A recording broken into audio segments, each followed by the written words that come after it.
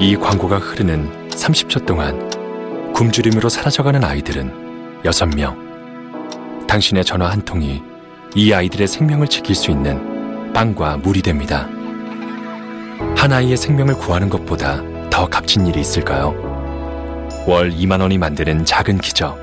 지금 당신의 전화로 시작됩니다. 1899-7325 1899-7325 Save the Children.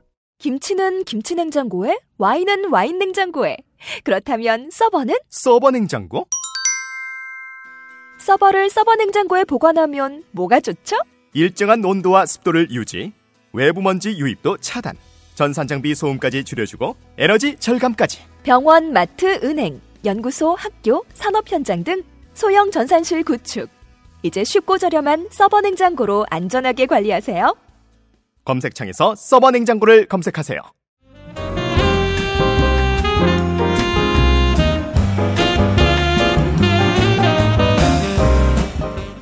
잠깐 쉬었습니다. 매트릭스의 세계관 얘기를 했고 매트릭스를 다 다루고 싶어요. 2, 3도 다루고 싶은데 그만해 이 자식아. 1만 다루도록 합시다.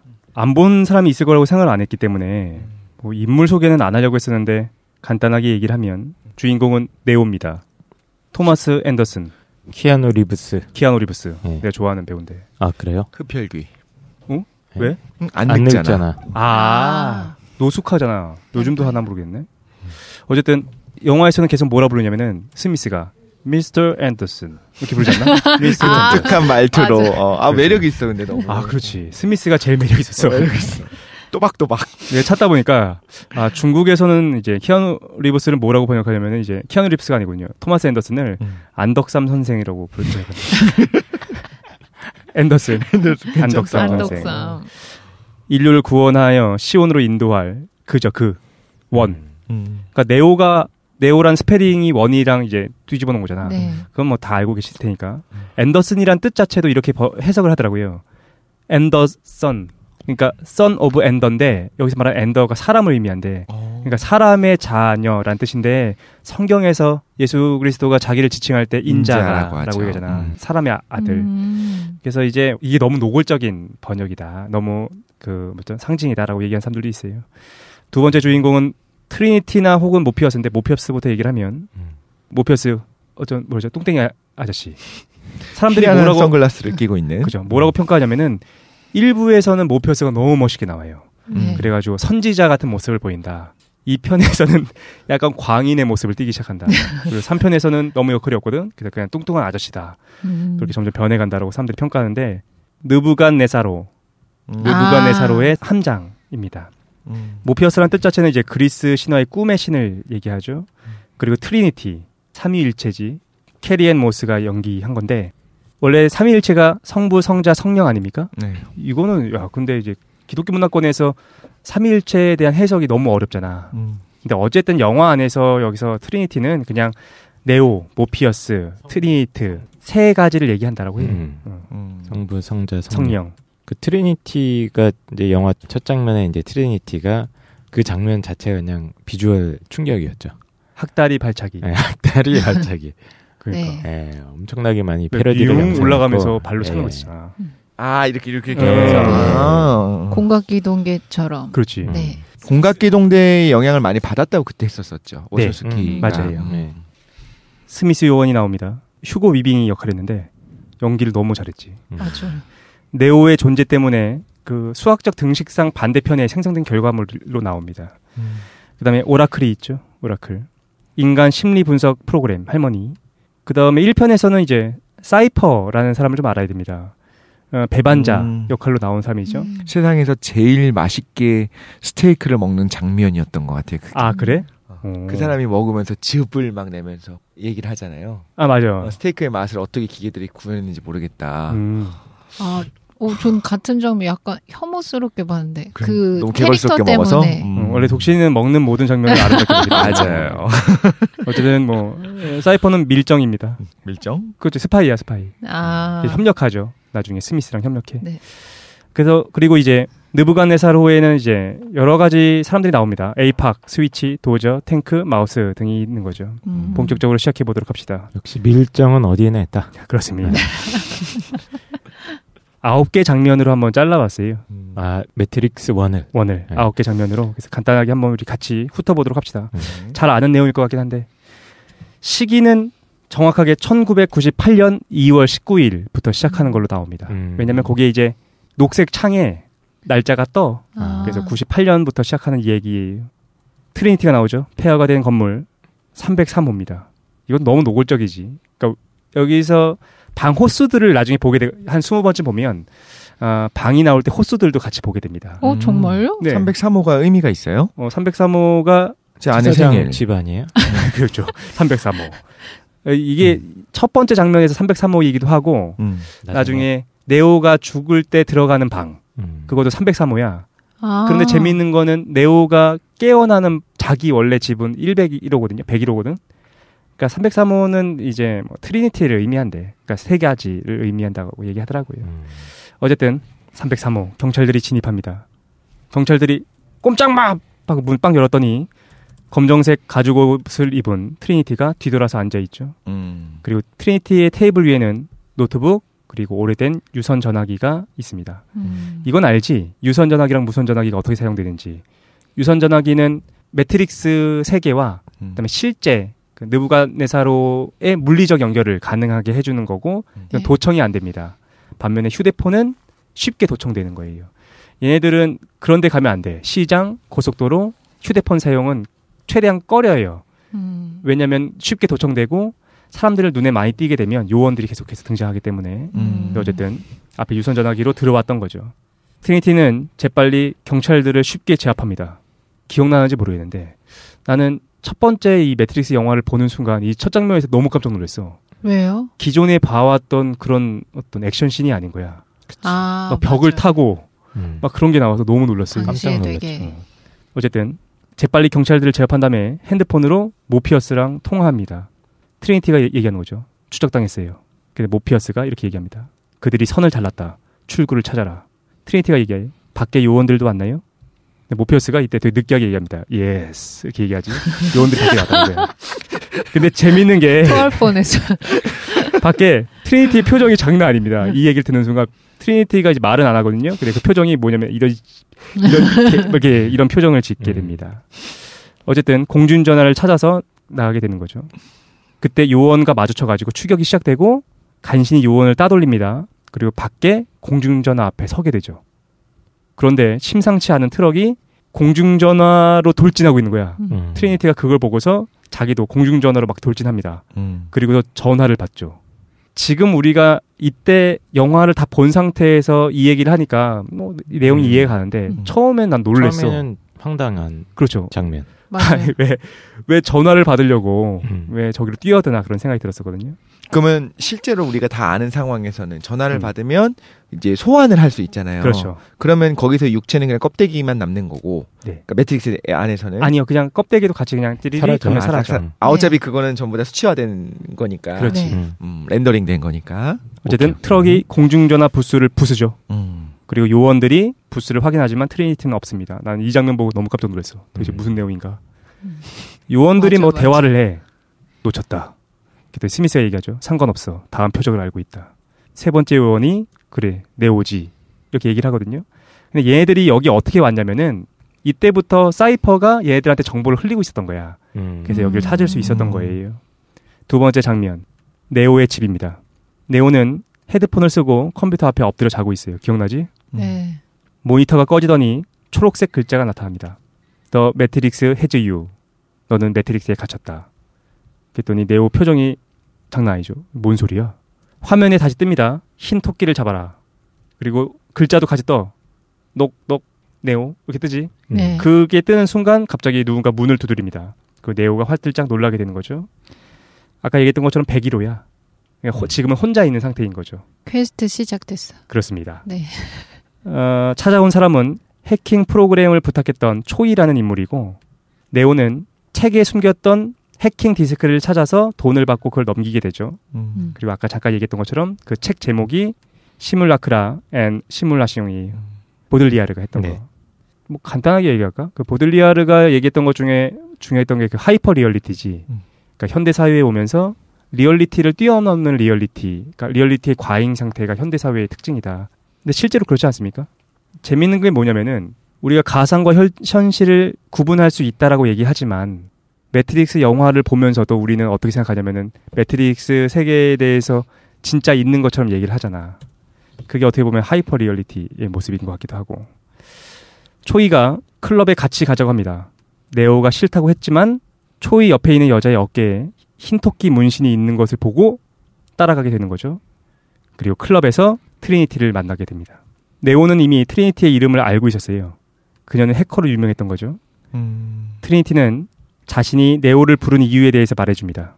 그것은 네가 위험에 처해 있기 때문이다. 그리고 트리니티가 네오의 귀에 이렇게 속삭여줘요. 이렇게 얘기하죠. 네가 왜 여기 왔는지 안다. 네가 뭘 했으며 왜 잠을 못 자고 혼자 살면서 밤마다 왜 컴퓨터 앞에 앉는지도 알고 있다. 넌 그를 찾고 있다.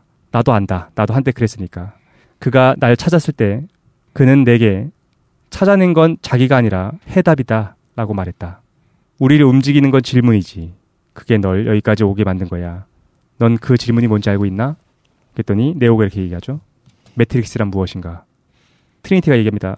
정답은 어딘가에 있다. 그것이 널 찾고 있고 곧 찾게 될 거다. 네가 원하기만 한다면. 이런 얘기를 하는데 인과가 안 맞아. 무슨 말이냐면은 지금 네오가 뭘 하고 있냐면은 사람들을 찾고 있어. 누굴 찾고 있냐면 트리니티도 막 찾고 막 혼자 검색하고 있고 모피어스도 찾고 있고. 네오 앤더슨 씨가 안덕삼? 그죠. 안덕삼 선생님. 안덕삼 선생님께서 그 세계 안에서는 일상처럼 묘사되는 사실은 가상 세계죠. 그 그렇죠. 세계 안에서는 해커죠. 유명한.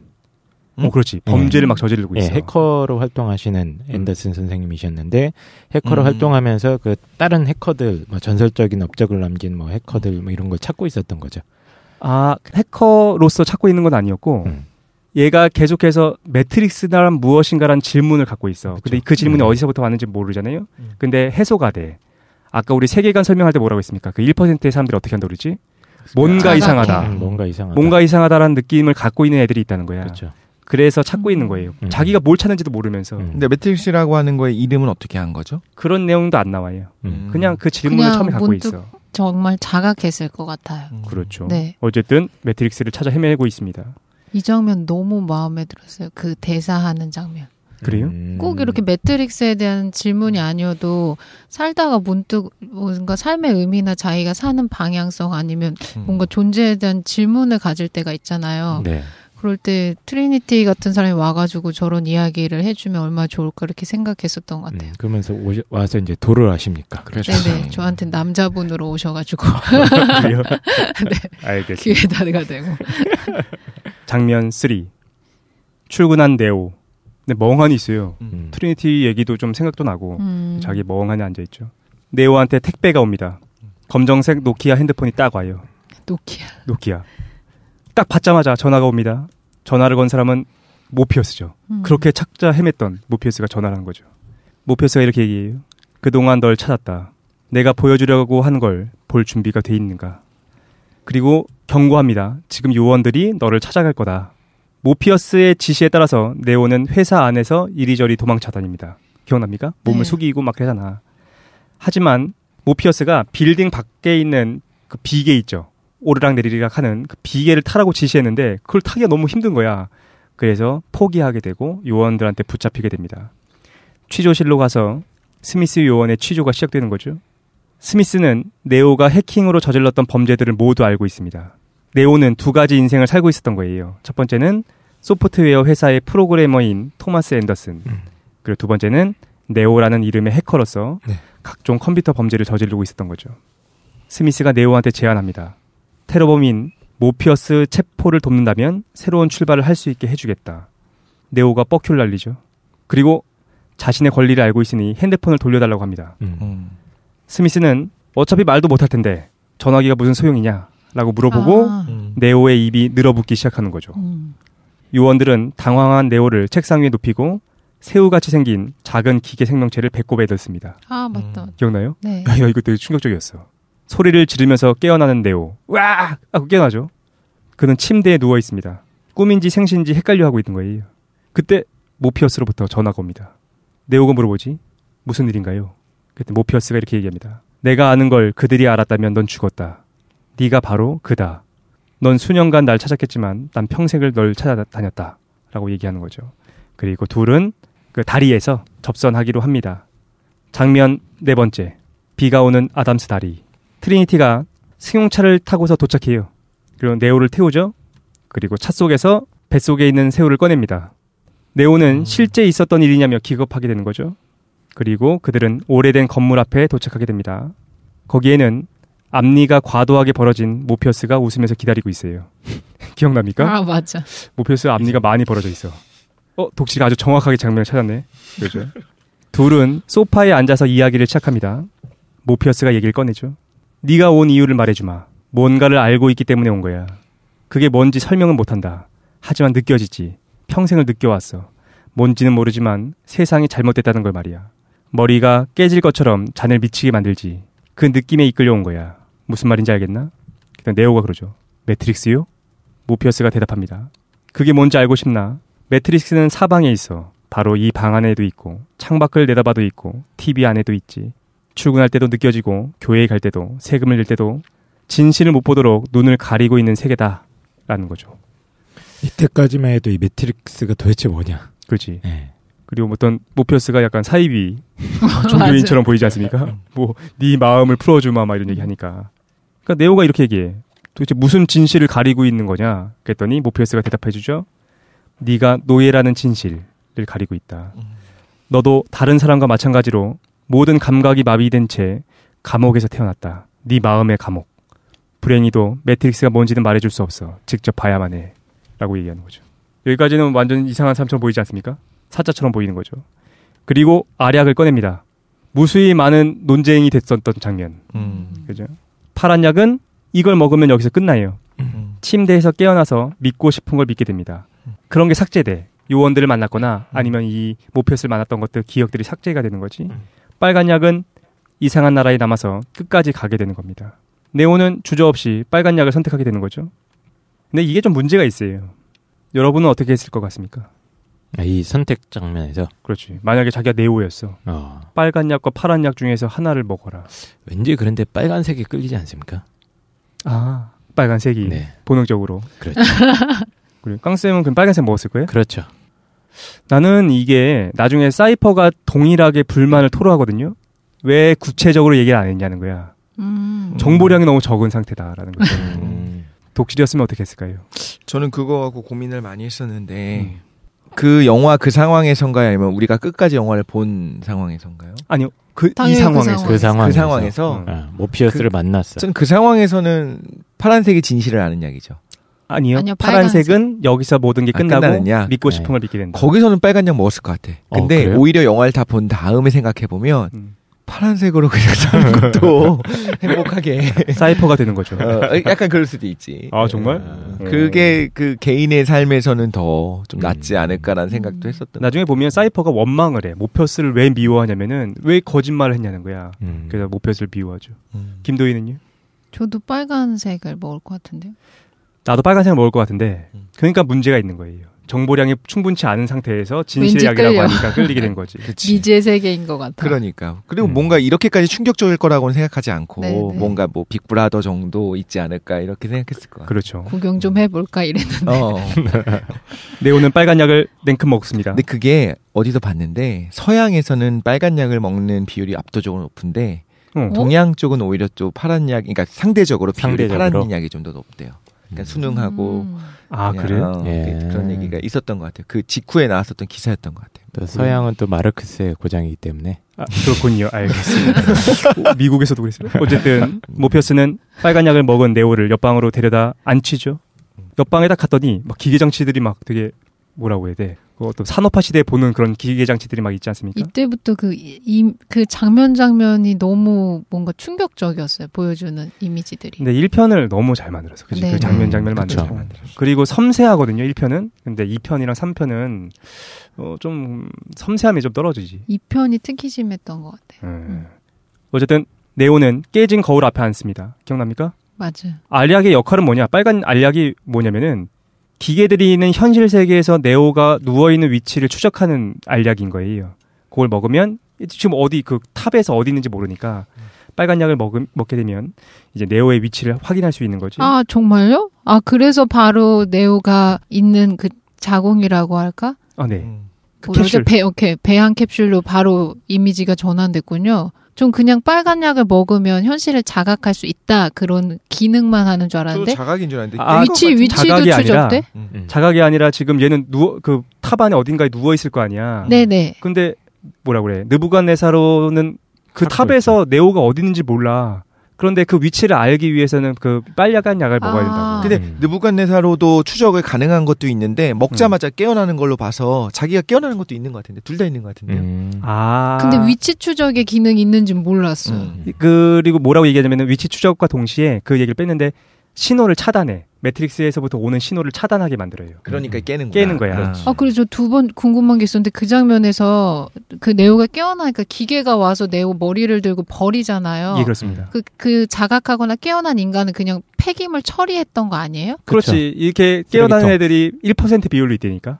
그럼 그거를 그러면 걔를 버렸을 때 죽여서 버렸던 게 아니고 시온으로 내보내던 장치였어요? 저 그게 궁금했었거든요. 지금 막 하수구로 가고 있는데 그 얘기가 이제 나올 겁니다.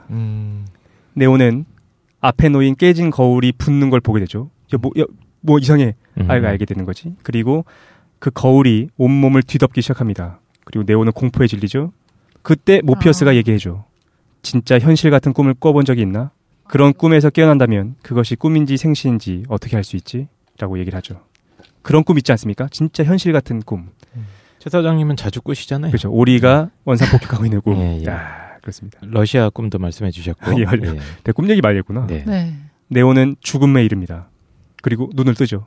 이리저리 케이블이 얽혀있는 붉은색 수조에서 눈을 뜨게 됩니다. 그리고 네오가 목격하게 돼요.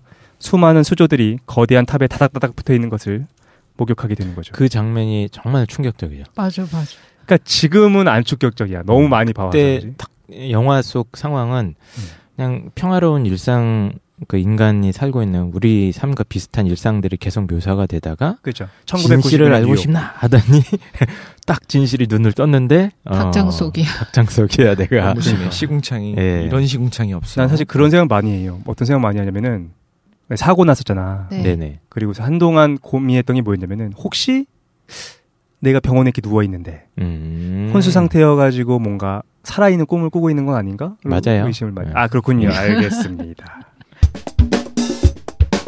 네오가 당황하고 있을 때 이곳을 관리하는 기계 로봇이 접근합니다. 김도인이 얘기했던 거죠. 삐용 와서 확인해. 얘가 뭐야? 깼나? 뭐 이렇게 확인해요.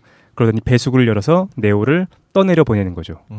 하수 처리장 시설을 통해 가지고 물속에 빠진 네오를 느부갓네사로가 발견해서 그를 구해냅니다. 원래는 여기서 죽는 거죠?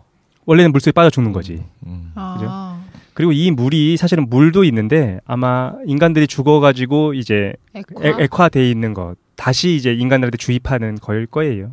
전 그래서 그게 약간 허술하다고 생각했거든요. 왜냐하면 그걸 처리했는데 네오가 죽지 않아서 구출되잖아요. 기계들이 그걸 모를 리가 없는데 왜 저걸 내버려두지? 라고 해서 의문스러웠거든요. 이거 굉장히 깨끗하게 소독도 하고 사실은 그 밀폐된 공간 안에 있어야 되는데 굉장히 허술해. 맞아. 그러면 처음부터 압사시키든지 죽여서 그냥 배출시켰으면 됐는데. 갈아버리면 되는데.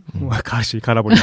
인간들, 우리도 근데 그러지 않나? 우리가 닭을 폐사시킬 때, 그냥 내보내잖아. 그냥 묻거나 그냥 대충. 그런데 이제 얘네들은 이미 5번째, 6번째 매트릭스가 된 거고, 그러면 조금씩 보완을 했을 것 같은데, 이런 허술함을 일부러 놔둔 거일 수도 있죠. 그러니까 저는 그 시온을 뭔가 쓰레기통이나 이런 거를, 라고 몰랐으니까 저기 왜 저렇게 허술하게 처리하지 이렇게 생각했었어요. 어쨌든 네오는 느부갓네사로에 들어옵니다. 모피어스가 이렇게 얘기하죠. Welcome to the real world 이렇게 얘기하죠. 진짜 세계에 온 걸 환영해. 장면 5. 이때부터 재밌어요. 저는 이제 어렸을 때 봤을 때는 이 장면들 그 느부갓네사로에서 네오가 훈련받아 가는 과정이 너무 재밌잖아. 그 장면입니다. 모피어스는 그를 찾았다고 강력하게 믿고 있어요. 네오는 오랜 시간 동안 치료를 받죠. 회복된 네오에게 모피어스는 매트릭스가 무엇인지 설명해 주겠다라고 합니다. 네오를 의자에 앉히고 머리 뒤에 플러그를 꽂죠. 빡! 그랬더니 네오가 눈을 떴을 때 하얀색 공간에 가게 됩니다. 그곳은 컨스트럭트라는 공간이에요. 로딩 프로그램이 있는 곳입니다. 모피어스가 이제부터 매트릭스가 뭔지 설명하죠. 네오가 살던 1999년의 세계는 꿈의 세계다. 현재는 2199년에 더 가깝다. 현재의 지구는 폐허에 가깝고 이 폐허를 우리는 진실의 사막이다 부른다 라고 얘기를 합니다.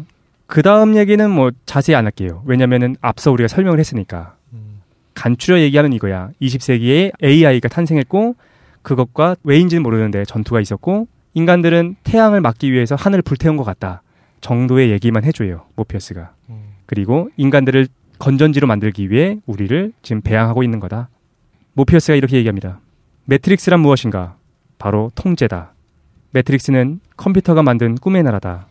우리를 통제하려는 거지. 인간을 건전지로 만들려고 말이야. 네오는 진실을 받아들이기 싫어하죠. 그리고 난동을 부립니다. 기억나? 뭐야 꺼내줘 막 난동 부리죠. 그러다가 의식을 잃게 되지. 시간이 흐릅니다. 기운 없이 누워있는 네오에게 모피어스가 이야기를 들려줘요. 모피어스가 이런 얘기를 하죠. 매트릭스가 건설될 때 안에서 태어난 자가 있었어. 그는 원하는 바를 바꿀 수 있는 힘이 있었다. 매트릭스를 합당하게 바꾸려고 했어. 그는 맨 처음 우리를 풀어주고 가르쳤지. 매트릭스가 존재하는 한 인류는 자유를 얻지 못해. 그가 죽은 후 오라클은 그의 재림을 예언했다. 그가 매트릭스를 파멸시키고 전쟁을 종식시킴으로써 인류를 구원할 거라고 말이야. 그래서 우린 평생 동안 매트릭스에서 그를 찾았지. 그리고 그를 찾았다고 믿었기에 내 할 일을 다 했다고 생각한다 라고 얘기합니다. 그러니까 모피어스는 제한된 것만 알고 있어. 뭔가 최초에 깨어난 자가 있었구나. 그게 누구였겠습니까? 5번째 네오였겠지. 네. 그리고 그들이 사람들이 깨어난 사람들을 시온 안에서 길러냈다. 그 얘기를 하는 거죠. 그게 그거구나. 그리고 오라클이 예언했겠지 당연히. 그 내용이 나옵니다. 그러니까 굉장히 어떻게 보면은 그냥 생산을 위한 활동인데 얘들한테는 신화처럼 느껴지는 거야. 이해하시겠죠? 그리고 네오는 당황합니다. 혹시 여기서 말하는 그라는 존재가 나인가? 라는 거를 생각하게 되는 거죠. 그리고 재밌는 것들이 나옵니다. 가상현실 세계에서 다양한 훈련을 하죠. 이거 진짜 재밌었어요. 그죠? 유도, 권법, 태권도, 치권, 쿵푸도 익히고 모피어스랑 대결도 하고 점프 프로그램 로딩했던 거 기억납니까? 네네. 그래서 점프도 한번 해보고 그리고 이 과정 중에서 매트릭스에서 죽으면 현실에서도 죽는다는 것을 알게 됩니다. 근데 나는 매트릭스 전체 내용 중에서 이게 가장 자기적인 것 같아. 매트릭스에서 죽었다고 현실에서 죽는 거. 그래야 내용 설명이 되기 때문에 이렇게 만든 거지. 이게 뭐 실제로 그렇겠습니까? 정신이 죽으면 몸도 죽는 거야. 이런 대사도 나오잖아요. 그렇죠. 꼭 그럴 것 같진 않은데 어쨌든. 근데 그 지금 말씀해 주신 거 궁금한데 매트릭스에 접속되어 있을 때 매트릭스가에서 죽으면 실제로도 신체적인 몸이 죽는 거지 매트릭스로부터 코드를 빼가지고 자각했을 때는 상관없는 거 아니에요? 매트릭스에 접속해 있을 때만 그런 거죠. 그렇죠. 접속해 있을 때 네네. 죽으면 죽는다. 이거 좀 헷갈리네. 자기가 자각하던 네. 말도 상관없이 일단 매트릭스에 접속해서 죽으면 현실에서도 죽는 거네요. 그렇죠. 접속된 일반적인 상태에서. 사람은 이해가 가는데 이런 요원이라든가 이런 살아있는 사람들, 그 진짜 리얼 세계를 살아가는 사람들은 네. 죽을 때 이게 죽는 게 아니다라는 걸 자각하면 이제 안 죽을 것 같은데. 그러니까 여기서 말하는 요원이 아니라 대원들 얘기하는 거지. 대원들. 대원들. 나도 이게 좀 너무 자기적인 것 같긴 한데 어쨌든 영화를 진행해야 되니까 아마 그렇게 돼 있었겠지요. 근데 그런 거 이런 있죠. 생각도 들어요. 빨간색 약이 비싼가? 그래서 비싸지 않으면 그거를 이제 대량 생산해서 그 상수도 시설에다가 이제 그 테러를 하면 모든 인간들이 갑자기 막 깨어날 거 아니에요. 네네. 그러면 근데 그걸 구할 수 있는 인력이 없어. 그러네. 그렇지. 네. 먹여 살려야 되는데. 그럼 한 명만 살려야 되는구나. 그래서 네오로. 그렇죠. 그리고 요원 학습 프로그램도 진행합니다. 기억나죠? 왜 빨간색 옷 입은 장면 그게 네, 나오는데 여성. 자세한 설명은 우리가 다 본 거니까 건너뛰도록 하겠습니다. 모피어스는 요원에 대해서 설명해줘요. 요원이란 지각이 있는 프로그램이다. 시스템에 연결되어서 어떤 프로그램이든 침투할 수 있다. 다시 말해서 누구나 요원일 수 있다라고 설명해주죠. 그리고 지금까지의 혁명군들, 우리 같은 대원들은 요원들로부터 도망치면서 생존해왔다. 하지만 그들의 힘과 스피드는 매트릭스 안에서 제한된다. 그래서 네오, 바로 너는 그들을 능가할 수 있을 것이다 라고 얘기해주죠. 그때 네오가 약간 신이 나요. 그래서 그럼 나도 총알을 피할 수 있나요? 라고 물어보지. 그때 모피어스가 뭐라고 얘기하냐. 아니, 네가 준비가 돼 있다면 그럴 필요도 없을 거다 라고 얘기를 해주죠. 장면 6번째로 넘어가게 됩니다. 고급 레스토랑. 사이퍼가 스미스 요원과 만나고 있어요. 사이퍼가 얘기하죠. 아까 밀정 먹고 있었죠. 이 스테이크를 먹으면서 얘기합니다. 이게 진짜가 아니라는 걸 알고 있다. 입에 넣으면 매트릭스가 맛있다는 신호를 내 뇌에 보내주는 것뿐이다. 9년 만에 깨달은 게 있다. 바로 모르는 게 약이다라는 거다. 그리고 이제 스미스한테 얘기하죠. 난 아무것도 기억하고 싶지 않아. 그리고 부자에다가 유명해지고 싶다. 배우처럼 이렇게 얘기하죠. 그래서 스미스가 뭐 그래 다 들어주겠다라고 얘기합니다. 스미스는 시온의 메인 프레임 접근 코드를 알고 싶어해요. 그러니까 시온의 컴퓨터 있을 거 아니야? 거기에 접속할 수 있는 코드를 알려달라. 하지만 사이퍼는 난 그건 모른다. 대신 그걸 알고 있는 모피어스를 데려다 주겠다라고 얘기하는 거죠. 이것도 잠깐 물어볼까? 한 번에 몰아서 물어보긴 좀 힘드니까. 이 상황에서 여러분 어떻게 할 것 같아요? 어떤? 사이퍼 같은 지금 상황에 처해 있어. 일단 저게 뭡니까? 호승심에 빨간 약을 일단 씹었어. 딱 깼는데 장난 아니고요. 지옥이야 여기 진짜. 밥도 맨날 그 콧물 같은 밥 먹고 승질나. 생긴 것도 그대로고. 그렇네. 뭔가 잘생겨지거나 그래야 되는데 그러니까. 또 못생기고 삶도 힘들고. 그렇죠. 매일 쫓겨다니고 긴장감의 연속이고. 그리고 도저히 기계들을 극복 못할 것 같아 나는. 사이퍼는 그 예언도 믿지 않아요. 그러면 어떻게 할 거예요? 그럼 이제 친일파가 되는 거죠. 그래 놀랍게도 그것도 알게 됐어. 시온이라는 것도 모두 그냥 쓰레기통인 거고 관리를 안 하는 곳은 없는 거야. 앞으로 거기까지도 알아요 얘는? 사이퍼가? 아니 사이퍼는 모르지. 지금 가정하면서 하는 거지. 도저히 그거 수 없어. 그냥 뭐 머리로는 알겠는데 아무튼 뭐 콜라를 비롯한 탄산 음료도 앞으로 평생 못 먹을 거고. 그렇지. 당연히 뭐 스테이크는 말할 것도 없고, 그죠? 항상 미음 같은 거 먹고 사는 거잖아요. 근데 팔아 넘겨야 돼? 꼭? 안 팔아 넘긴다고 해봅시다. 안 팔아 넘겨 그냥 내가 돌아가게 해준다고 하면. 전 돌아갈 것 같아요, 솔직히. 정말로? 그 안에서 어차피 한 번의 삶을 끝까지 사는 거잖아. 그러니까. 그럼 그 안에서 그냥 살아도 되잖아. 어차피 사는 건데. 그렇죠. 네. 천황한테 맹세 한 번씩 하고. 내가 그렇게 그거 일본과 자꾸 비유하면 우리가 얘기하기 어려워지니까. 죄송합니다. 네.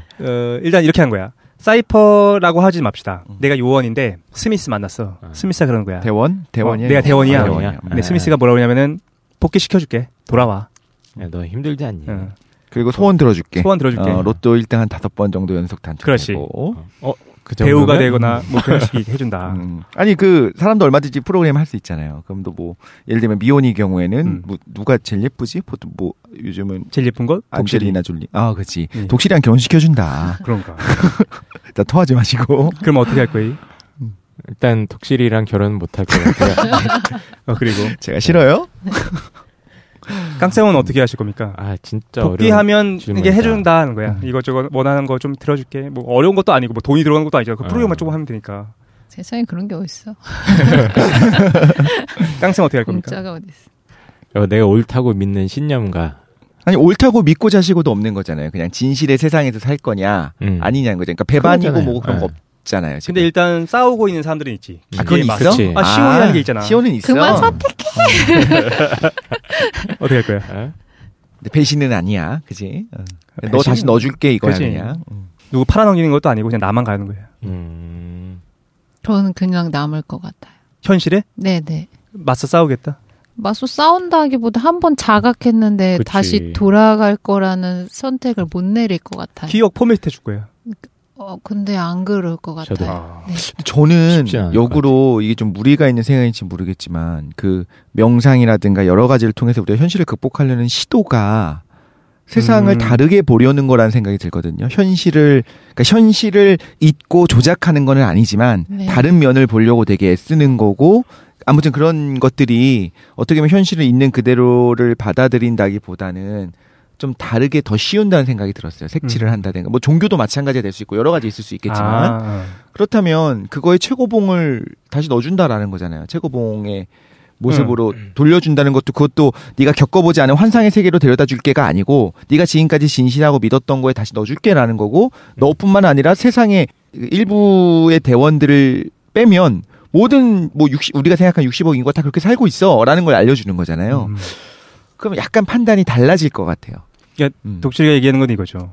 우리가 종교를 믿는다는 것, 하나의 이념을 믿는다는 것도 현실을 다른 방식으로 보여주는 거 아니냐. 그러고 싶어하는 걸 수도 있다. 그리고 그걸 끊임없이 추구하는 바다. 근데 그거보다 더 중요한 거는 너 혼자 꿈 속에 들어가서 영원히 뭐 예를 들면 행복한 꿈을 꿀 수 있게 해줄게가 아니라 이미 수십억 인구가 사실 그 네트워크 안에서 살고 있어. 너도 거기 구성원이 다시 되는 거야. 로 받아들일 수도 있는 것 같아요. 그러니까 독실은 돌아갈 것 같다. 아마 그러지 않을까요? 뒤에 더 자세한 얘기를 하도록 하고 시간 관계상 빨리 넘어가도록 하겠습니다. 모피어스로 돌아오죠. 모피어스는 때가 됐다고 생각해요. 그래서 네오를 오라클한테 데리고 갑니다. 대원들은 함께 매트릭스에 모두 함께 접속해서 들어가게 되는 거죠. 사이퍼도 따라옵니다.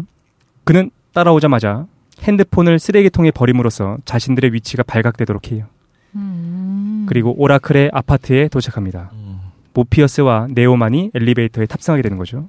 네오랑 모피어스가 대화를 합니다. 어떤 대화를 하냐면은 네오가 물어봐. 그녀가 바로 예언자냐? 그녀가 모든 걸 다 알고 있느냐? 틀린 적도 없느냐? 그랬더니 모피어스가 뭐라고 얘기하느냐? 이건 맞고 틀리고의 문제가 아니야. 그녀는 길을 안내하는 역할을 하는 거다. 네오가 물어보죠. 당신한테는 어떤 예언을 했는가? 모피어스가 얘기합니다. 그를 찾게 될 거다 라고 예언을 받았다 라고 얘기합니다. 아파트 안으로 들어가니까 거실에는 그의 다른 후보들이 모여 있습니다.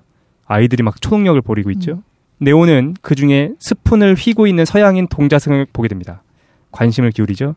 동자승이 네오한테 스푼을 넘깁니다. 그리고 이렇게 얘기해줘요. 휘게 하려고 생각하지 말아요. 그건 불가능해요. 그 대신 진실만을 인식해요. 네오가 묻죠. 무슨 진실? 동자승이 얘기합니다. 스푼이 없다는 진실. 그러면 스푼이 아닌 나 자신이 휘는 거다 라고 얘기해주죠. 네오는 그 말대로 따라해봅니다. 그리고 스푼을 바라보죠. 그리고 스푼이 휘기 시작합니다. 그리고 오라클과 만나게 돼요. 간추려서 얘기를 하면 오라클 할머니였죠? 쿠키 줍니다. 그리고 오라클이 얘기해. 예상하고 많이 다르지. 그리고 꽃병 신경 쓰지 마 라고 얘기하니까 네오가 무슨 꽃병이요? 하고 몸을 돌리는 순간 꽃병이 깨지죠. 네오가 물어봅니다. 어떻게 알았어요? 오라클이 얘기해주죠. 정말로 궁금한 건 내가 말을 하지 않았어도 꽃병이 깨어졌을까라는 거다 라고 얘기하고 네오가 생각에 빠지게 되는 거죠. 오라클은 네오한테 스스로 그라고 생각하는지를 물어봐요. 그의 존재는 자신만이 알 수 있다라고 말해줍니다. 그리고 오라클이 이상한 짓을 하죠. 확인해주겠다 라고 하더니 입 벌려봐. 그 입 한도 확인해보고 손금도 봐주고 막 이상한 일을 해요. 그리고 오라클이 뭐라고 얘기하느냐. 매우 흥미롭긴 한데 자네가 이미 알고 맞다. 있다. 미안하게 됐네. 뭐 이렇게 얘기하죠. 네오가 너무 실망해요. 자기도 자기가 그라고 생각했던 거야. 그래서 좀 허탈해합니다. 저도 충격받았는데. 그렇죠. 아니라고 해가지고. 그리고 모피어스를 걱정해요. 오라클이 두 가지를 말해줍니다. 첫 번째, 모피어스는 스스로를 희생할 만큼 네오, 바로 너를 그라고 믿고 있다. 내 얘기도 소용없다라는 얘기를 해주고, 둘째, 네오는 스스로 나중에 자신의 목숨과 모피어스의 목숨 중 하나를 선택하게 될 거다 라고 말해줍니다. 둘 중에 하나는 죽게 될 거다. 아파트를 나온 네오, 모피어스가 밖에서 기다리고 있습니다. 네오가 말하려고 하죠. 하지만 모피어스는 혼자 알고 있으면 되니까 말하지 말라라고 얘기합니다. 7번째 장면, 모피어스와 네오가 처음 장소로 다시 돌아오게 돼요. 여기 매트릭스 세계로 왔던 그 장소로 이제 팀원들이랑 같이 돌아가야 되니까 가고 있는 거야. 하지만 유선 전화기가 있는 층으로 막 올라가죠. 문제가 발생합니다. 함정에 빠진 거죠. 아까 사이퍼가 고양이. 핸드폰 버리면서 이제 발각이 된 거야. 경찰과 요원들이 건물을 포위하고 들어오기 시작합니다. 유선 전화선은 끊겼어요. 이들은 벽 뒤에 낡은 수도관을 통해서 빠져나가려고 합니다. 벽을 타고 내려가던 중에 사이퍼가 기침을 하고 들통나죠. 요원이 들어옵니다. 스미스가 손을 뻗어가지고 벽 뒤에 있는 네오의 목을 움켜쥐어요. 그러니까 모피어스는 네오를 구하기 위해서 요원을 덮치게 됩니다. 그리고 드디어 스미스와 모피어스가 만나게 되죠. 이어지는 모피어스와 스미스의 화장실 대결. 기억납니까? 화장실에서 막 싸웠던 거? 하지만 모피어스는 오래 버티지 못하고 붙잡혀요. 대원들은 흩어집니다. 그리고 각자 유선 전화를 찾아서 도망다니게 돼요. 그 사이 혼자 탈출했던 사이퍼가 가장 먼저 느부갓네사로로 복귀하게 됩니다. 그리고 사이퍼는 오퍼레이터들, 탱크랑 도저를 총으로 죽이게 되는 거죠. 그리고 누워있는 대원들의 플러그를 하나씩 뽑아서 죽입니다. 그리고 사이퍼는 둘만 남겨요. 트리니티와 네오만 남깁니다. 그리고 매트릭스 세계에 아직 남아있는 트리니티와 핸드폰으로 통화하게 되는 거죠. 이 과정에서 아까 얘기했던 것처럼 사이퍼가 모피어스를 미워하고 있던 것이 밝혀집니다. 그 이유는 모피어스가 우리 모두를 속였다라고 생각하는 거예요. 사이퍼가 트리니티한테 이렇게 얘기하죠. 모피어스가 사실대로 말했다면 빨간 약은 먹지 않았을 거야. 트리니티가 이런 얘기합니다. 그는 우리한테 자유를 줬다. 사이퍼가 얘기하죠. 이게 자유냐? 날 부려먹기만 했다. 그렇게 사느니 나는 매트릭스를 선택하겠다. 난 이 세상보다 매트릭스가 더 진짜 같다고 생각한다. 라는 얘기를 합니다. 그리고 사이퍼는 모피어스가 틀렸음을 증명하겠다라고 하죠. 만약 모피어스의 말이 사실이라면 자신은 네오의 플러그를 뽑을 수 없다. 왜냐하면 그는 죽이는 게 불가능하니까. 만약 네오가 죽게 된다면 네오는 그가 아닌 거고 모피어스는 틀린 거다. 라고 얘기하고 사이퍼가 네오의 플러그를 뽑으려는 순간 탱크가 살아오죠. 그리고 다른 대원. 그렇죠. 아까 전에 총 맞았던 대원이. 그렇죠. 오퍼레이터. 탱크는 대원이 아니죠. 리얼본 거기서 태어난 거잖아요. 예, 시온에서 그렇죠. 태어난 사람이죠. 여기서 말한 대원들이라는 건 느부갓네살 그 안에 사람들. 그 안으로 매트릭스 안으로 못 들어간 사람이고. 네네. 그렇네. 못 들어가는 플러그가 없잖아. 맞아요. 그렇네. 그래서 여기서 또 하나의 교훈은 역시 악당은 말이 길면 안 된다. 바로바로 죽여야 된다. 바로바로 죽인 다음에 죽이고 얘기를 하고 죽이고 나중에 회상을 하면 되잖아. 악당의 문제야. 네. 고질적인 문제입니다. 너무 친절하게 설명해줘. 네. 내가 널 왜 죽이냐면 말이지. 그래서 탱크가 어쨌든 사이퍼를 제거하고 연결해줬기 때문에 트리니티와 네오는 복귀하게 됩니다. 8번째 장면. 뉴욕 시내가 내려다 보이는 높은 빌딩의 사무실. 모피어스가 의자에 묶여있고 스미스가 그를 취조합니다. 스미스는 모피어스에게 약물을 투여한 다음에 머릿속에 있는 내용을 해킹하려고 하죠. 시온으로 들어갈 수 있는 컴퓨터 코드를 내놓으라고 합니다. 그리고 이제 연기가 잘했어요.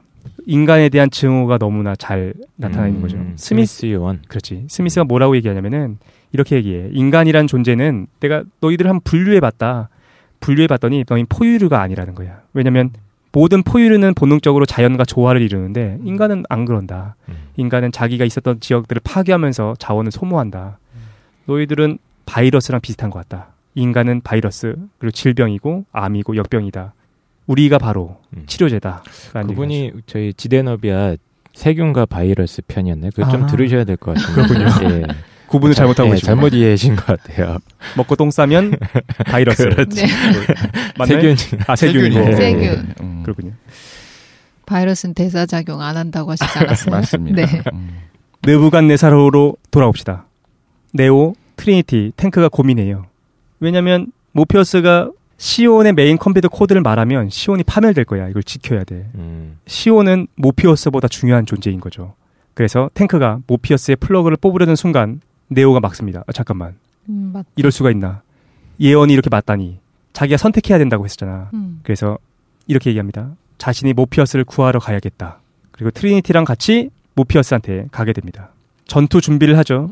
그리고 유명한 장면이 나옵니다. 하얀색 방에 딱 들어가지. 그리고 네오가 핸드폰으로 탱크한테 얘기해요. 건스. 라스 오브 건스. 얘기했더니 총이 쫙 들어오잖아. 기억나죠? 그들은 모피어스가 감금된 빌딩에 도착합니다. 빌딩 전투 장면이 시작되죠. 제일 유명한 장면 중에 하나죠. 그죠. 공각기동대 오마주였던 장면. 아, 맞다. 전투 장면은 뭐 빌딩 안에서 한 번, 그리고 옥상으로 올라가서 한 번 진행됩니다. 거하게 때려 부순다. 그렇습니다. 옥상에서는 유명한 장면, 그 총알 피하는 장면이 나오게 되는 거죠. 아, 맞다. 그리고 옥상에 있던 헬기를 타고서 모피어스가 있는 층으로 내려옵니다. 다다다닥. 그래서 창문 밖에서 기관총으로 요원들을 처치한 다음에 모피어스를 구출하게 되는 거죠. 헬기 연료통이 총에 맞아서 헬기가 추락하려고 하자 트리니티도 괴력을 발휘해서 구해내지 않습니까? 그렇죠. 이거는 뭐 직접 액션씬을 말로 해줄 수는 없고 직접 그렇죠. 보셔야 될 것 같습니다. 점점 그 네오가 초인이 돼가는. 그렇습니다. 구출된 모피어스한테 네오가 얘기해요. 오라클이 얘기했다. 내가 그가 아니라고 얘기했다를 말하려고 하는 순간 모피어스가 말을 막죠. 그리고 중요한 멘트가 나옵니다. 모피어스가 이렇게 얘기해요. 오라클은 내게 필요한 말을 한 거야. 너도 나처럼 곧 알게 된다. 길을 아는 것과 길을 걷는 것의 차이를 이렇게 얘기해 주죠. 여기서 또 이제 배울 수 있는 건 사이비 종교는 매우 매우 위험하다. 왜요? 예언이 설마 틀려도 뒤에서 다 바꾼다. 그렇군요. 그러니까 이 얘기인 거야. 예언자라서 정말로 사실을 얘기해 주는 것이 아니라 네가 가야 될 방향을 갈 수 있게 해주는 말을 해준다라는 뜻이었던 거죠. 설마 우리 교주님 예언이 틀렸을 것인가? 틀려도 틀린 게 아니다. 그렇습니다. 네오는 스스로 자신이 그가 맞다는 걸 깨우쳐가기 시작합니다. 마지막 장면 나임. 셋은 지하철 승강장으로 내려오죠. 모피어스와 트리니티가 차례로 공중전화를 통해 복귀하게 됩니다. 네오만이 남죠. 스미스가 나타납니다. 놀랍게도 네오는 도망가지 않아요. 그리고 그에 맞서게 됩니다. 이렇게 말하다 보니까 장면이 참 멋있었구나. 지하철 네, 장면도 멋있었죠. 네. 이때 싸우죠. 전투를 시작합니다. 막 서로 달려들어서 총 쏘고 했던 장면들이 있지 않습니까? 근데 스미스를 아무리 지하철에 치여 죽게 해도 다른 사람으로 다시 돌아오는 걸 보고서 결국 도망치죠. 네오는 요원들의 추격을 받으면서 탱크와 핸드폰으로 통화합니다. 유선전화 어딨어? 근데 핸드폰을 사용하니까 계속 추격이 돼. 이때 느부갓네살도 위기에 처합니다. 기계들, 센티넬들이 접근하고 있었던 거죠. 5분 있으면은 이제 접근해서 공격하게 될 거예요. EMP를 준비합니다. 네오가 복귀하기 전까지는 누를 수 없죠. 왜냐면 네오가 죽을 테니까. 복귀 안 한 상태에서 누르면. 센티넬들이 느부갓네살의 외벽까지 도착합니다. 그리고 외벽을 뚫고 실내로 막 진입하려고 하고 있죠. 다시 네오로 돌아옵시다. 막 이게 추격하다가 전화벨이 울리는 곳까지 와요. 바로 303호까지 옵니다. 문을 빵 차고 들어갔더니 거기에 바로 스미스가 기다리고 있죠. 그리고 바로 스미스는 기다리지 않고 스미스는 말이 없어요. 바로 죽입니다. 총을 빵빵빵 쏴가지고 네오를 죽이죠. 넌 당황했어, 이 장면 보고서. 처음 봤을 때 네오가 그냥 죽는 거야. 수차례 총을 맞은 네오는 그 자리에서 죽음을 맞게 됩니다. 그리고 요원들이 죽음을 확인하죠. 기억나요? 기억나요. 이 장면을 보고 있던 모피어스는 충격에 빠집니다. 그 느부갓네살에서 그 코드로 보고 있었던 거야. 네. 네오가 죽는 거를. 그 상실에 빠지죠. 센티넬들이 코앞까지 접근했지만 모피어스는 도망칠 의욕도 상실합니다. 내가 믿었던 자가 죽었으니까. 그리고 숨을 거둔 네오 옆에는 트리니티가 서 있습니다. 그리고 네오의 시신을 향해서 말을 걸죠. 트리니티가 이렇게 얘기해요. 네오, 난 이제 두렵지 않아. 오라클은 내가 사랑에 빠진 남자가 바로 그라고 말했어. 그러니까 당신은 죽을 수 없어. 난 당신을 사랑하니까. 라고 얘기하는 거예요. 손발에 오글거렸어요. 어쨌든 오그라들지만 네. 그리고 키스하죠. 그리고 놀랍게도 네오가 다시 숨을 들이쉬기 시작합니다.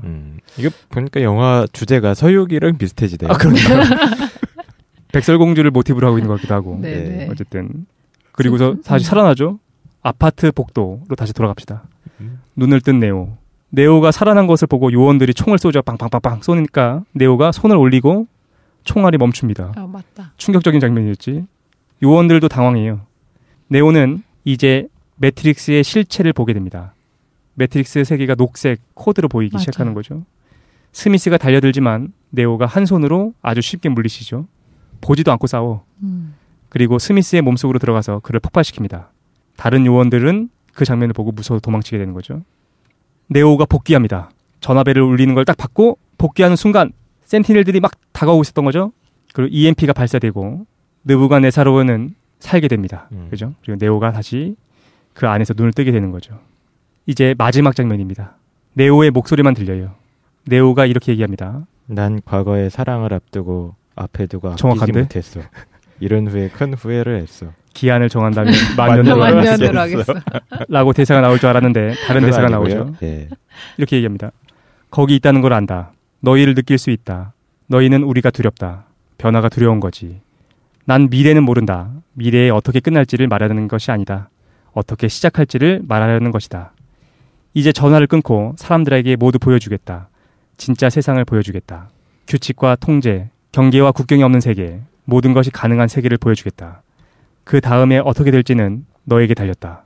그리고 전화를 끊고 공중전화 박스로 천천히 네오가 걸어 나오죠. 사람들이 바쁘게 지나다니는 것들을 보게 됩니다. 그리고 선글라스를 끼고 하늘로 날아가죠. 그러면서 영화가 끝나게 됩니다. 그때 배경음악이 제가 되게 좋아하는 노래인데 뭡니까? 레이지 어게인스트 더 머신의 그래요? 한번 들어봐야 되겠네. 네. 어쨌든 끝! 매트릭스 1에 대한 내용 전체를 한번 훑어봤습니다. 세계관 얘기를 다 봤더니 영화에 반전도 없고. 근데 이 줄거리만 다시 들어도 장면이 진짜 잘 찍었잖아요. 그냥 완성도 자체가 높잖아요. 1편에. 그렇죠. 네, 그 생각만 해도 전 너무 즐겁네요. 다행이네. 세계관 같은 경우에는 오히려 그리고 2편, 3편의 내용까지 다 다루고 있었잖아요. 아까 처음에 얘기했던 거. 그래서 알고 봐도 재밌는 영화 중에 하나인 것 같아요. 이거를 알면 시시한 영화가 있는데. 저는 근데 2편, 3편도 여러 번 봤는데 줄거리를 아직 기억을 잘 모르겠어요. 2편, 3편은. 그래요? 복잡해가지고.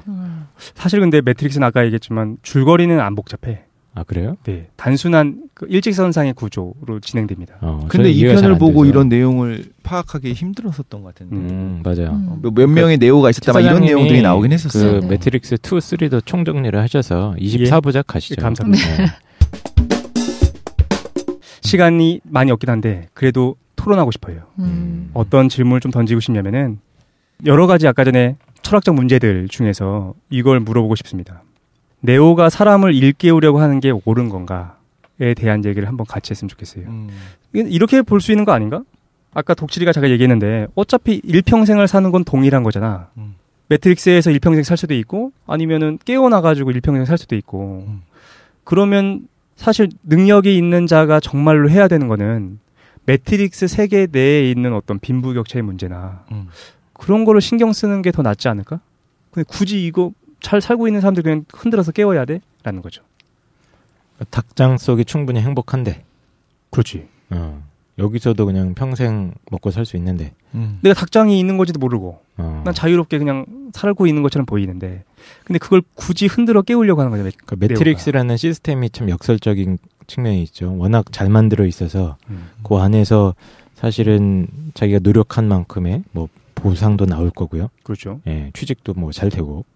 우리나라처럼 이렇게 청년 실업이나 이런 것도 없을 거 아닙니까? 예. 그러니까 현실 세계를 여기 연결시키면 좀 안 되는 게 초반 제일 초기 버전의 매트릭스는 오히려 천국으로 만들었더니 사람들이 픽픽 죽어나가더라 했잖아요. 그래서 이제 이 영화에서는 오히려 약간의 흠결이 있고 약간 빈부격차도 있고 이런 것들이 있어야지. 그럼 뭐 병도 질병도 있고 그래야지 사람들이 살더라. 그럼 정치 지도자들이 거기도 무능합니까? 예. 이게 정확한 시기가 언제냐면 1999년에 뉴욕이야. 얘들이 역사를 통해 가지고 인류 역사가 가장 괜찮았던 시기를 선택한 거예요. 어떻게 생각해요? 이걸 깨우는 것이 옳은가라는 사명이냐? 옳은가? 내버려 둬야 되는 건데 얘들이 설레발쳐서 깨우고 있는 것인가? 설레발. 그렇죠. 잘 자고서 잘 살고 있는데 그냥 평화로운 닭장인데. 그렇지. 그래서 막 거기 괜히 둘 서가지고 주인님들 열받게 하고 그러면 다 죽을 수도 있잖아요. 그런 것보다도 이렇게 할 수 있잖아요. 내가 이제 어떤 어려운 환경에 살았는데 열심히 노력하고 해가지고 내가 부유해졌어. 이번 이제 좀 쉬어봐야 되겠다라고 했더니 네오 같은 애들이 와가지고 날 흔들어 깨우는 거야. 일어나요 용자요. 아니 지금 엊그저께 대기업 취직 딱 해가지고. 그러니까. 어머님이랑 저녁 식사도 맛있게 딱 했는데. 한번 효도 좀 해보려고.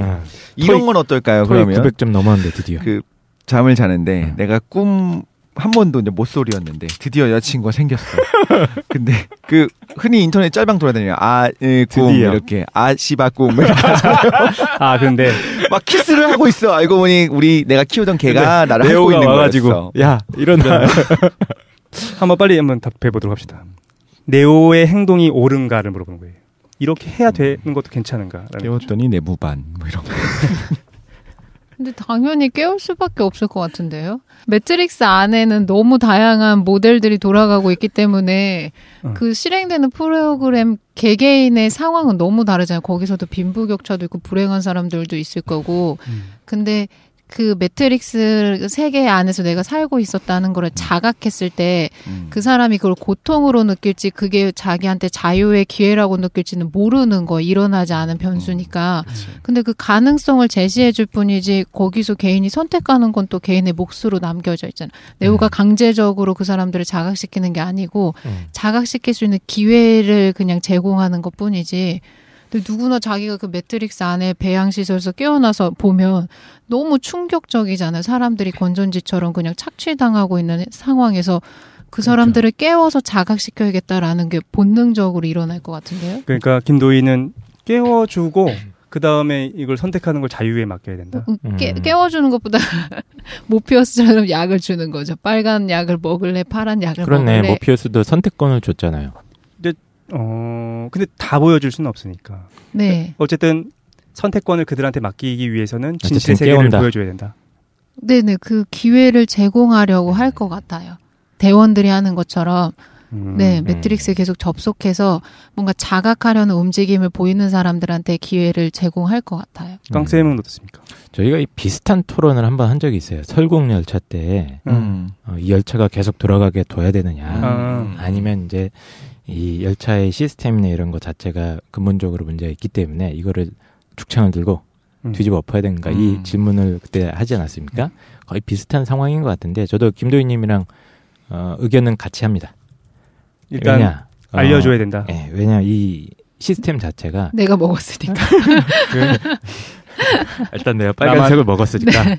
그것도 있고 시스템 자체가 부정의한 시스템이잖아요. 불의한 시스템이고. 도대체 뭐가 불의해? 거잖아요. 이게 뭐가 불의합니까?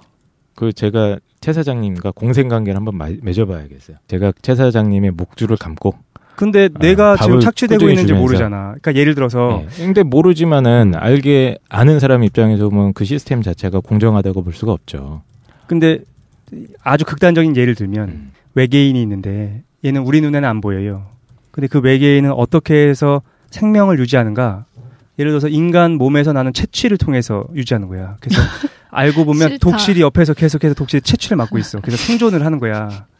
그렇게 해서 피해는 안 가잖아요. 그렇죠. 그 인간한테 기생하고 있어.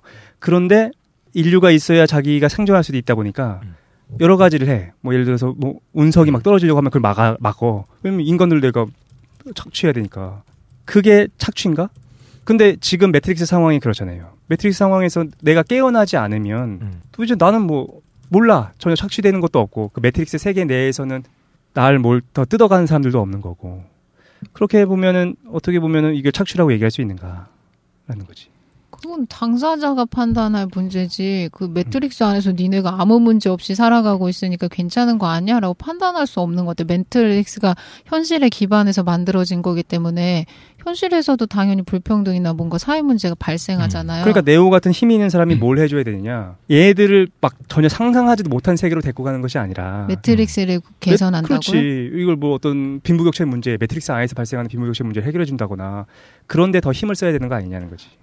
그건 근데 불가능하잖아요. 애초 처음 모델 자체가 천국으로 해서 만들어줬는데 사람들이 다 죽잖아요.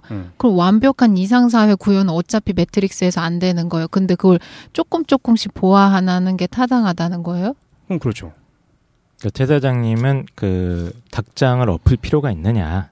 그렇지. 모의를 좀 더 달라고 하거나. 그러니까. 네? 휴식 시간을 좀 더 달라. 클래식 말고 뭐 예를 들어서 최신 유행하는 것들을 좀 틀어준다거나. 그 아이돌 영상도 좀 보여주고. 그러니까 이런 건 있을 거예요. 닭이 공생이라고 하기보다는 뭐 기생, 뭐 어떻게 할까? 이제 인간이 닭을 착취한다고 하잖아요. 착취 구조로 갔기 때문에 자연 상태의 닭보다 훨씬 더 많이 번성하고 있거든요. 인간이 필요로 하니까. 물론 이제 이렇게 생각, 이거 제가 동의하는 건 아니에요. 그런데 기본적으로는 야생에 살아가는 애들보다 행복하다 불행하다 이걸 말하는 건 아니지만 야생에선 이 정도 번성이 불가능했을 거야. 그런 거에 뭐 대표적인 또 사과나무 같은 경우, 닭 같은 경우에는 좀 미안하니까 사과의 예를 들자면 자연 상태 그대로의 야생 사과는 거의 없거든요. 이제는 없어졌을 거예요. 이 정도 번성하지 않은데 그렇네. 인간이 필요로 하니까 적어도 번성은 엄청나게 한 거야. 벼, 보리 이런 애들이. 그리고 만약 이기적인 유전자 같은 책을 보면서 거기에 이제 동의하는 사람들 입장에서는 어쨌든 간에 걔네들은 우리한테 먹히잖아. 그러니까 하나 개개인의 어떤 삶은 불행할 수도 있겠지만 그 종 DNA가 원하는 바, 그 사과의 DNA가 추구하는 바대로 굉장히 많은 번성하고 있는 거예요. 뭐 벼도 마찬가지가 될 것이고 벼가 자연 상태 이렇게 많을 수가 있겠냐고. 인간이 먹으니까 이렇게 번성하는 거지. 그렇게 생각하면 그러니까 인간의 영혼을 벼, 보리 이런 데 비유하시는 겁니까? 닭에 비교하면 계속 이제 깡쌤은 닭에 비유를 하려고 하는데 그 닭장에서 풍기는 그 이미지가 너무 부정적인 거예요. 그러니까 닭장 안에 있는 것이 좋은가를 이야기하는데 사실 매트릭스의 현실은 닭장 안에 있는 것보다 모르겠어. 매트릭스의 현실이 너무 안 좋으니까. 나는 왜 이런 질문을 했냐면은 어떤 계몽주의적 폭력은 아닌가라는 거지. 내가 깨달았고 나는 진리를 봤으니까 그걸 원치 않은 사람들한테도 너도 그걸 봐야 된다라고 얘기하는 거를 풍기고 있는 것은 아닌가라는 거야. 예전에 최 사장님이랑 어디였지? 성대였나 한번 간 적이 있었는데 그때 이거 갖고 엄청 오래 얘기했었던 것 같아. 그래? 그 아프리카에 있는 어떤 모 부족에게 그 기억 안 나요? 기술을 전파해 준다거나. 기술을 전파하는 거에 대해서 저는 이제 최신 기술도 알 기회를 주고 그 사람들이 이제 어떻게 할 건지 선택권을 줘야 된다고 저는 주장을 했었고 그게 오히려 폭력적이다. 첨단 기술이 세상을 풍요롭게 하고 더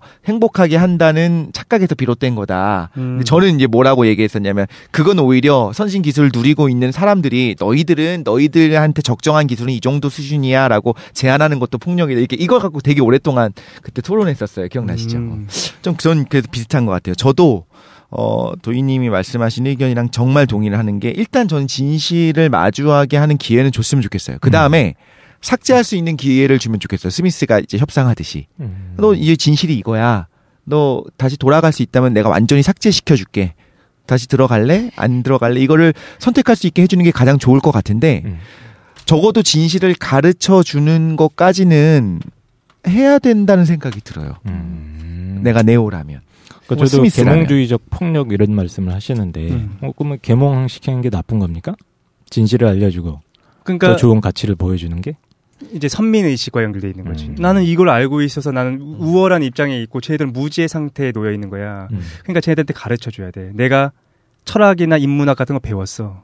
그러니까 쟤네들은 몰라. 내가 가르쳐줘야 된다고 생각하는 거야. 그런 것이 아니냐 하는 거지. 지난번에 그 토론할 때랑 좀 비슷한데 그거를 한 번 하면 더 얘기를 해보면 저는 어떻게 얘기했었냐면 그러면 나는 이 정도를 이미 알고 있어. 쟤보다 더 많은 걸 알고 있어. 근데 내가 볼 때는 쟤네들은 이런 걸 몰라도 돼. 라고 판단을 한 거예요. 그러면 안 가르친다는 거는. 그렇잖아요. 아니 매트릭스 안에서 행복하게 살고 있는 사람들한테 이 진실을 뭐하러 말을 해. 이걸 알려주려고 하는 것이 나의 어떻게 보면 오만이야라고 판단하신다는 거잖아요. 그렇죠. 저는 근데 반대로 쟤네들은 이걸 모르는 게 더 쟤네들한테는 행복한 거야 라고 내가 판단한 거거든요. 그렇게 본 것이 아니라 그 삶 자체를 인정해 주는 거지. 그러니까 인정해 주는 거지. 너는 너대로 살아라. 그러니까 그 선택권을 줘야 된다고 보는 비유로 거지. 보자는 거야. 하나의 비유로 만약에 우리가 본다면 진리를 더 알고 있기 때문에 반드시 그 진리가 다른 사람한테 전파돼야 된다라는 거는 어떻게 보면 어떤 권력에 대한 문제와 연결될 수도 있다는 거지. 스스로 권력을 획득한 것 아닌가 라고 생각이 들어가지고 물어봤습니다. 최 사장님은 난 여기서 스테이크를 먹겠다. 그러지. 잘 살고 있는데. 저도 그렇게 선택할 거라니까요. 근데 알려는 줬으면 좋겠다는 생각이 드는 거고 적어도 이게 다 연관되는 것 같아. 이제 매트릭스는 너무 극단적인 상황이니까 우리 세상에서 어떻게 해야 되는가, 계몽주의에 대해서 우리가 평가를 어떻게 해야 되는가, 그리고 연관지어서 교육까지 가는 것 같거든요. 교육을 왜 모두를 이렇게까지 시키려고 하는가. 또 저는 연관되는 것 같아요. 그리고 그 교육이라고 하는 형태가 지금 자본주의 사회에서 적합한 일꾼을 가려내는 형태로 지금 뭐 됐으니까 이거에 대한 비판들도 있으니까. 근데 저는 그래도 여전히 그때 교육편에서도 그랬었지만 해야 된다라고 생각하고 그 다음에 어떤 것들이 있는지 보여준 다음에는 삶을 선택하게 했으면 좋겠어요. 적어도. 어쨌든 시간이 너무 많이 가가지고 얘기하고 싶은 내용이 많지만 좀 정리를 좀 해야 될 것 같다라는 생각이 듭니다. 근데 저도 하나 질문이 있는데 착취가 있잖아요. 착취. 예전에는 이제 그 빈부격차가 심한 거를 넘어서서 아예 계급사회 했을 땐 분명히 착취 구조였잖아요. 네. 근데 지금은 이론적으로 이제 계급이 없어졌어요. 근데 여전히 착취가 있지 않나요? 착취는 일상생활에서도 항상 발생하죠. 근데 이제 노동자들이 이제 착취의 대상이다.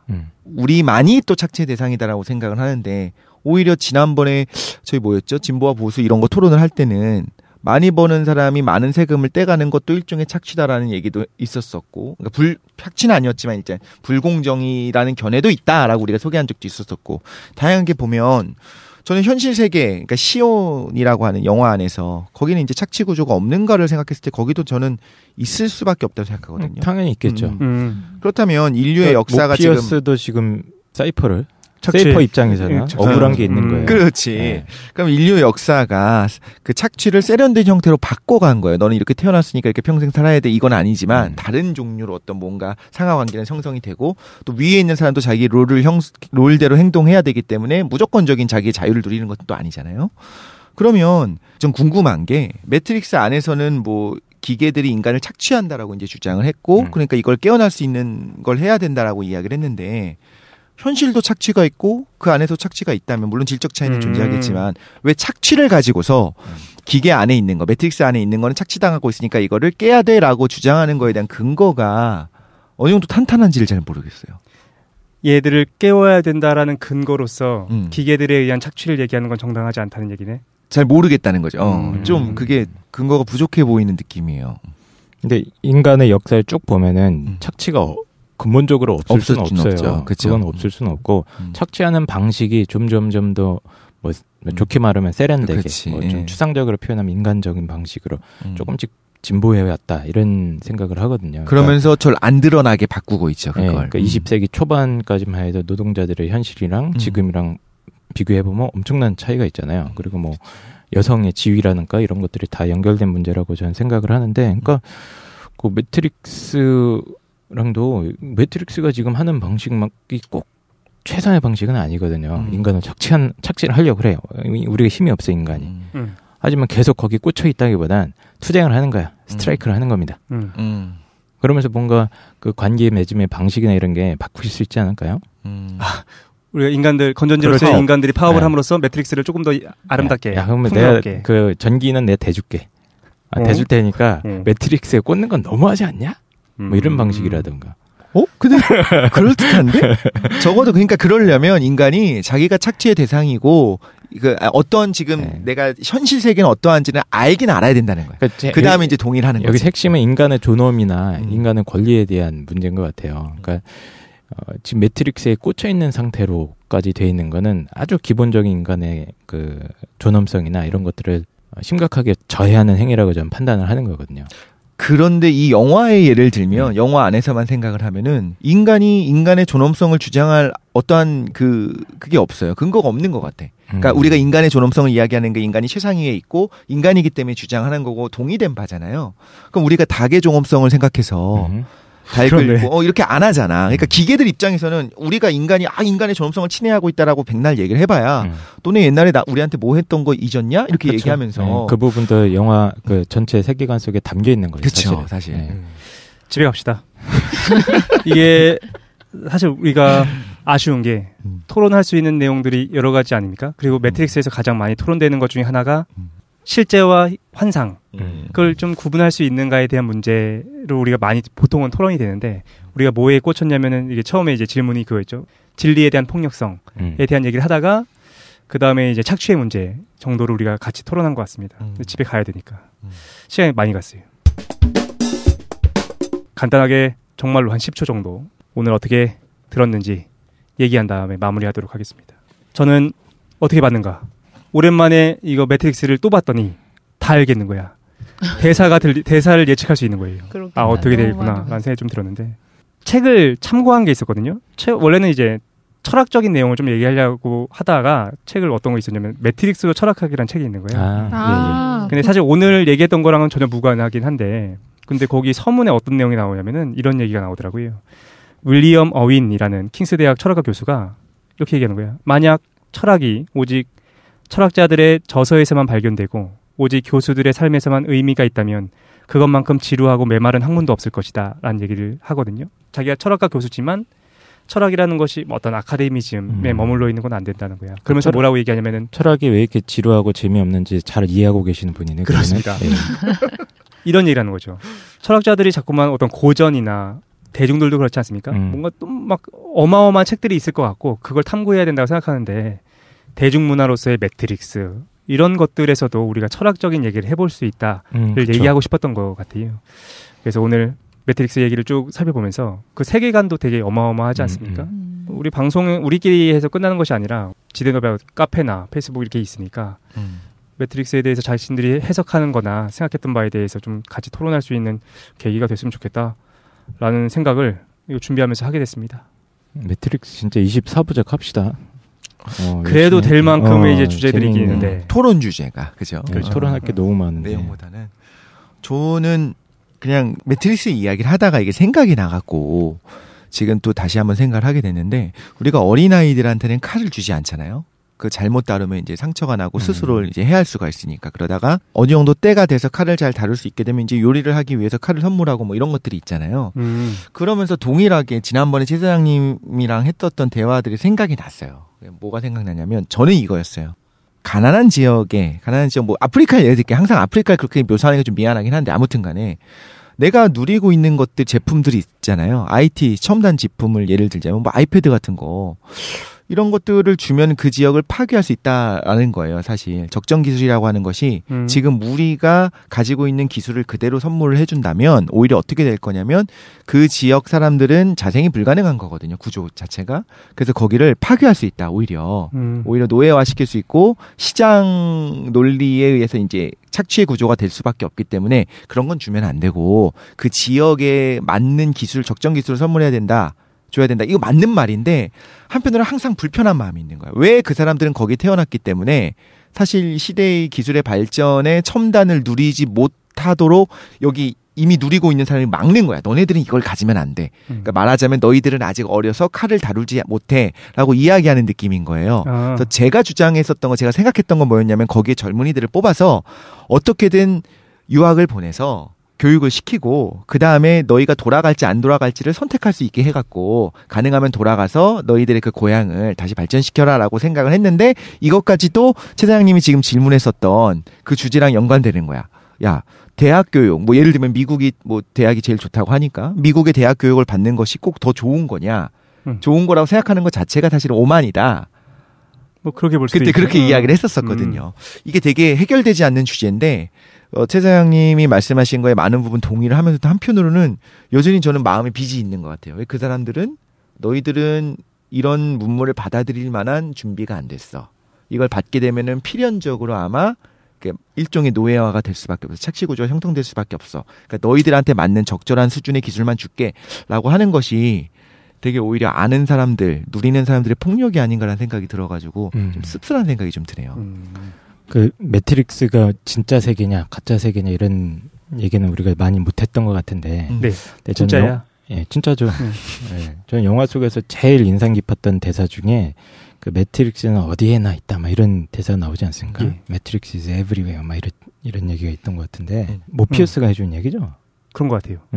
그래서 우리가 쇼핑 갈 때도 있고 뭐 할 때도 있고 다 항상 있는 거다. 처음 만났을 때. 예, 그런 얘기를 해주었던 것 같은데 저는 이제 그런 얘기 들으면서 이 매트릭스가 소위 말하는 근대의 우리 사회를 구성하고 있는 여러 가지 조직 체계들을 상징이라고 생각을 하고 있었거든요. 그래서 예를 들면 학교라든가 기업, 뭐 정부를 비롯해서 뭐 미디어 이런 것들이 전부 다 군대, 예, 공장 이런 것들을 다 통칭해서 상징하는 것이라고 생각을 했던 것 같은데, 그러니까 이런 조직들이 항상 양면적인 게 있는 것 같아요. 첫 번째는 이제 나의 생존이라든가 나의 어떤 즐거움과 행복, 쾌락을 보존해 줄 수 있는 어떤 안전한 보호장치인 동시에 이 영화가 아주 잘 보여주고 있지. 그게 동시에 너를 가두는 닭장이 될 수 있다.